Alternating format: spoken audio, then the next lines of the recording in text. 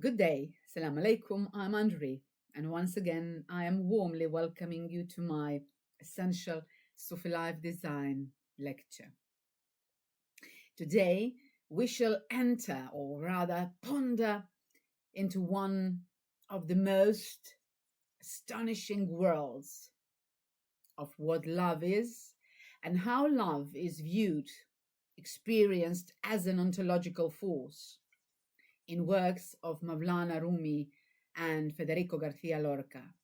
So these two poets shall be presented today in a radical dialogue concerning one of the most beautiful subjects, that of love. Jalaluddin Rumi and Federico García Lorca, they did not write about love. They performed love as a metaphysical rupture, as a cosmic force that dismantles the self, destabilizes the world, and demands transformation. Their kinship is not historical, not geographical, not cultural. Their kinship is that of radical intensity, a shared conviction that love is not an emotion, but an ontological necessity, a force that burns, wounds, elevates, and also annihilates. So today we are on our road of love as ontological rapture. For our great Sufi Shaykh Rumi, love is a metaphysical void into which the seeker must fall in order to be remade. For García Lorca, love is an existential wound that opens in the human body, in the voice with duende, in the rhythm of blood and movement. For Rumi, love is the return to the origin, and for García Lorca, love is a descent into the abyss. So, love as unity and love as fracture, seen between these two poles, emerges something that is very much alike to a philosophical tension that reveals love as a force that undoes identity, dissolves ego, and exposes the human being to the real.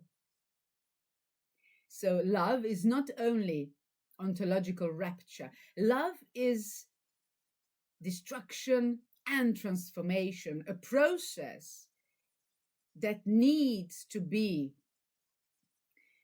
made of negativity and paradox, which means to be true, love must be destructive, as Mawlana said. So Rumi indeed, while speaking of love as destruction and transformation, insists on this very paradox.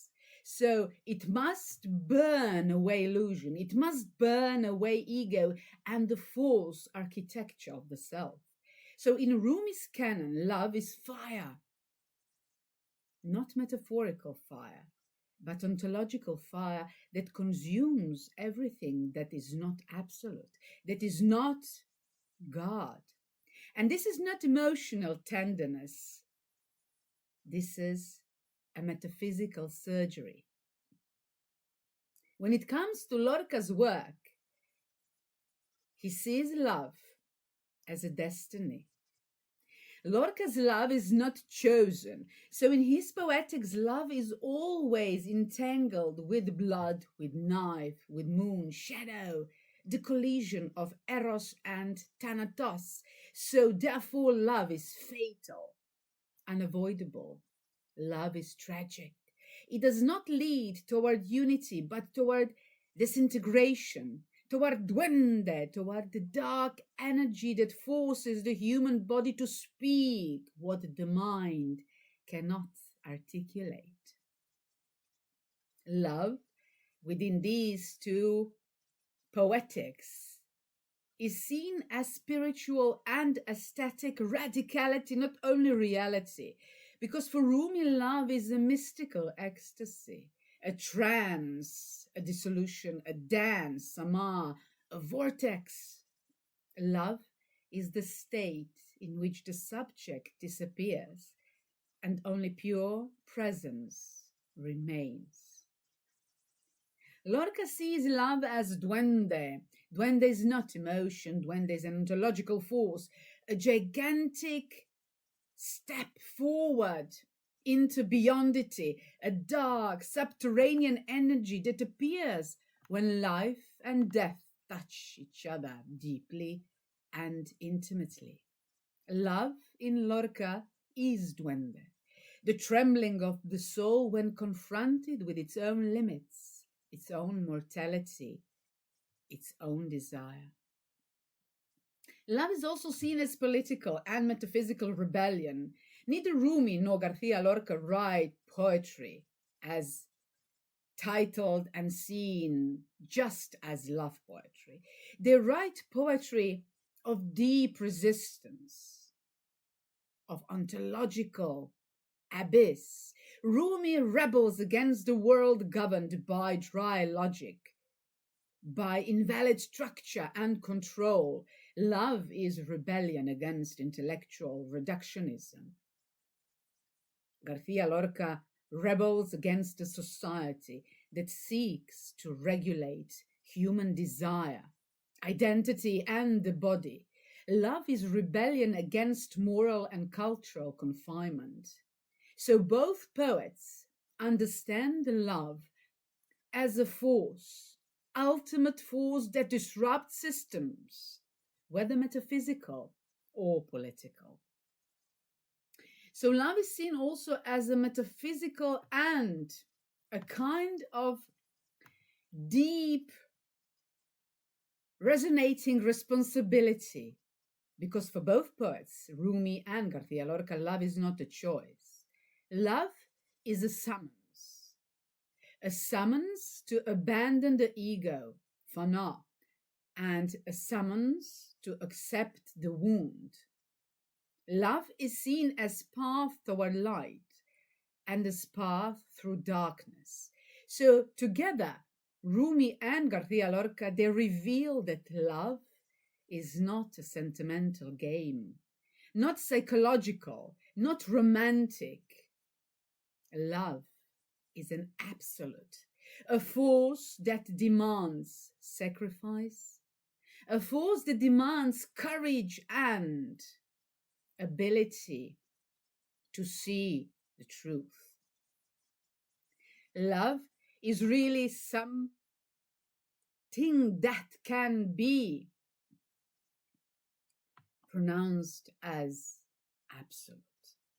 In a philosophical way of thinking, reading Rumi and García Lorca together, we discover that love is not a human feeling, but a cosmic principle, a very serious one, a kind of a intimate, serious one, a cosmic principle of not only beyondity, but of these world as well.